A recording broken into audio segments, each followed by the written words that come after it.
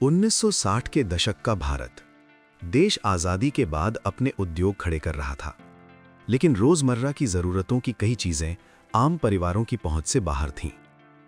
कपड़े धोने के लिए ज़्यादातर लोग साबुन इस्तेमाल करते थे। डिटर्जेंट पाउडर मौजूद तो थे, लेकिन महंगे। उस दौर में सफ़ेदी एक चाहत थी, पर हर जेब के लिए नहीं।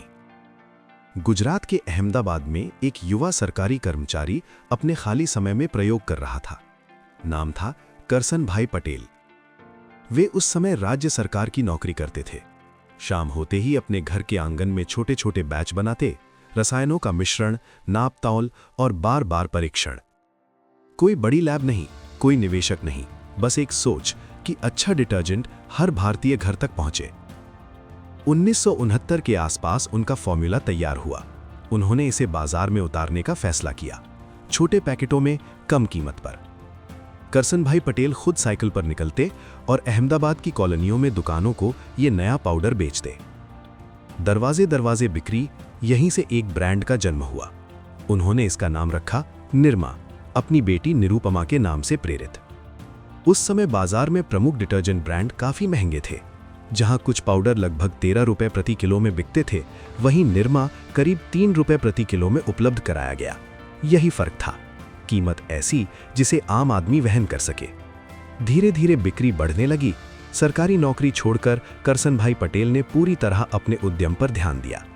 छोटी सी घरेलू शुरुआत, फिर एक छोटा कारखाना और उसके बाद गुजरात से बाहर विस्तार। 1980 के दशक में निरमा पूरे देश में पहचाना जाने लगा। और फिर आया वो विज्ञापन जो भारतीय टेलीविजन इतिहास में दर्ज हो गया, वॉशिंग पाउडर निरमा। साधारण लेकिन याद रह जाने वाला जिंगल सड़क सड़क गली गली गूंजने लगा।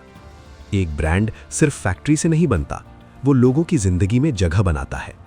समय के साथ कंपनी ने अपने कारोबार को फैलाया। सीमेंट, केमिकल्स, शिक्षा संस्थान।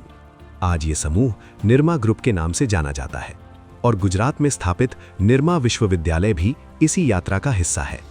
कैमरा आधुनिक संयंत्रों, कन्वेयर बेल्टों और देश भर में दौड़ते ट्रकों पर घूमता है।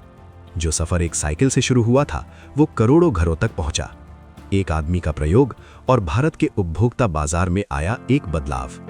निरमा, जहां सफेदी सिर्फ नतीजा नहीं, एक सोच बन गई।